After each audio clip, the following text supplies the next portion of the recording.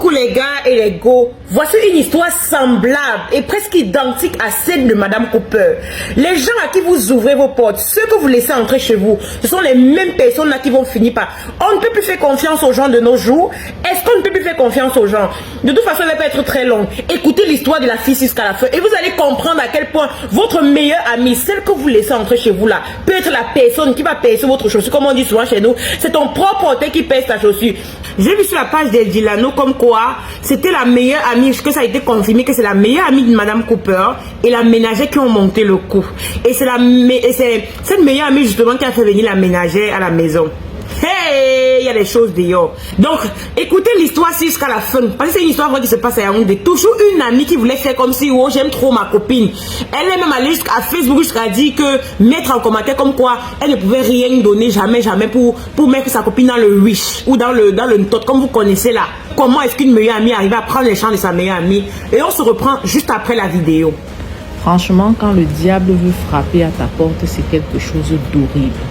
Donc, à cause d'un jeu, vous savez que sur l'application de Pazouk, là, il y a des groupes où on aime bien poser des questions comme du n'importe quoi.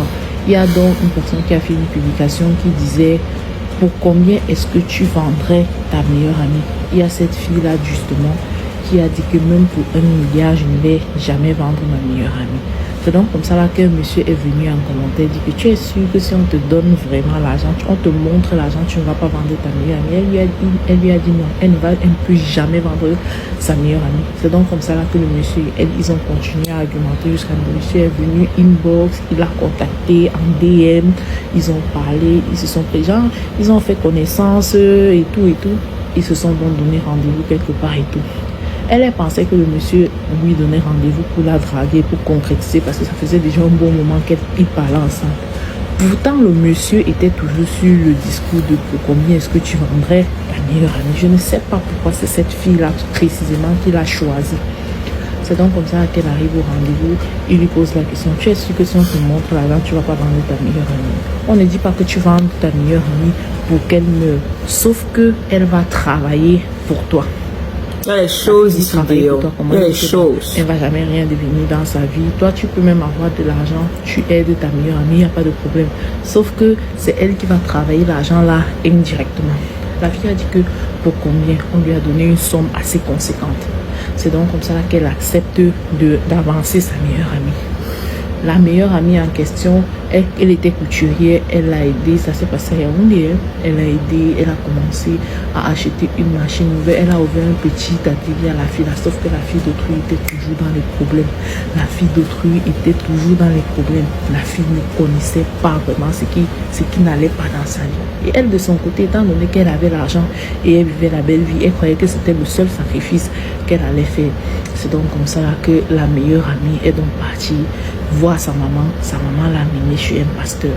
Le pasteur là, il a commencé à prier, ça ne marchait pas. Il y a une autre maman au quartier qui a dit, ouais, c'est quel genre de souffrance que ta fille c'est dedans? Elle est encore en train de trop souffrir. Voilà sa copine qui, comme on aime bien comparer les enfants là, hein? Sa copine à Brice, elle est toujours ici au quartier. Est-ce que ce n'est pas que on l'a amené chez un autre pasteur? C'est donc arrivé chez le pasteur là, pendant qu'on est en train de prier, on est en train de faire la délivrance, que la fille maintenant parle pour j'étais avancée parce que pour faire la prospérité, mais elle commence à dire, mais est-ce que je ne t'aide pas? Est-ce que je ne t'aide pas? Est-ce que c'est que depuis que j'ai l'argent, je ne t'aide pas et tout? Mon Dieu. C'est donc comme ça qu'on a réussi à délivrer la fille en question. Quand on finit de la délivrer maintenant, il y a la sœur qui part où elle partait, où elle a cogné son pied. Petite blessure comme ça. La petite blessure là est devenue un peu comme ça.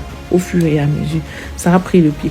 Quand on a vu que ça voulait déjà commencer pour prendre la jambe, on a coupé le pied. La fille est devenue comme, comment dire, comme un morceau de viande. Au fur et à mesure, on découpait, jusqu'à on a coupé le pied. Quand on coupe le pied maintenant, elle dit qu'elle veut partir demander pardon à sa copine. Sa copine dit que maman, donc avec tout le mal que tu m'as fait si là, depuis, parce que ça faisait déjà un bon moment que la fille souffrait comme ça. La fille dit que, mais avec tout le mal que tu m'as fait, si tu penses vraiment que je vais pouvoir accepter tes excuses et tout. Elle a supplié la fille, parce que on avait dit que bon, si la fille quand même réussit à la pardonner, elle peut mourir. On ne peut pas la soigner, mais elle va mourir. Donc la fille, elle a supplié que maman, ouais, au moins si tu me libères pour que je meure. C'est comme ça là que la famille de la fille là est venue supplier que maman, vous avez grandi ensemble. C'est ta soeur qui est partie entrer dans ces choses là-bas. Nous, on n'était pas là. Maintenant, c'est nous qui souffrons sur elle parce qu'en plus de ça, comme elle pourrissait là, elle sentait mauvais dans la maison. C'est donc comme ça là que la fille a réussi à pardonner. Mais on a dit à la fille là que maman, si tu pardonnes comme ça, tu pars au deuil là. Qu'elle a pardonné, l'autre fille là est morte et tout. Et comme elle est morte, la maman, est-ce que c'est fini? Elle est encore venue et tout. La fille là m'a écrit, elle me dit que maman, ma copine me tourmente tellement la nuit. Ma copine me tourmente tellement la nuit. Je ne dors pas. Je reste là, je viens. Elle dit qu'elle me demande pardon aujourd'hui. Demain, elle vient dire que c'est à cause de moi. Est-ce que j'étais obligée d'aller voir le pasteur? Après-demain, elle vient. Elle dit que non, il faut qu'on reprenne notre amitié comme avant. Il faut que je vienne la trouver et tout, machin, truc. Franchement, il y a des histoires que les gens viennent me raconter. Non, maman. Mon sang se coagule à l'intérieur. Comme on dit souvent chez nous, c'est ton propre orteil qui pèse ta chaussure. Et vous voyez à quel point une amie peut arriver jusqu'à prendre rendez-vous avec un monsieur qui vous a posé une telle question sur Facebook. Ne pensez-vous pas que cette question signifiait tout, vu les intentions du monsieur en question? Donc, ça veut dire que vous prenez le temps d'aller eBay à cet homme monsieur parce que vous voulez qu'il vous... Mais il y a des choses qui sont vraiment très incroyables. Il y a des choses qui sont incompréhensibles parfois. Il y a des choses qu'on n'arrive même pas à comprendre parce que ça dépasse l'entendement de l'être humain. De toute façon, c'est pas trop étonnant. C'est pas trop étonnant que les gens de nos jours sont prêts à tout pour réussir. Ils sont prêts à aller où il ne faut pas aller pour réussir. Mais laissez-moi vous dire que la vie ne vaut rien, rien ne vaut la vie. Donc faites très attention à qui vous fréquentez, avec qui vous parlez, avec qui vous causez. Ou ça devait m'être permis que quelqu'un a le droit de faire du mal à quelqu'un, à sa meilleure amie. Ou de faire le droit je dis franchement, ces histoires dépassent l'entendement. De toute façon, on a affaire à ce type d'histoire tous les jours, tout le temps. Donc c'est pas étonnant, c'est pas une première fois. Mais faites attention à qui vous fréquentez, à qui vous ouvrez vos portes. C'est très important.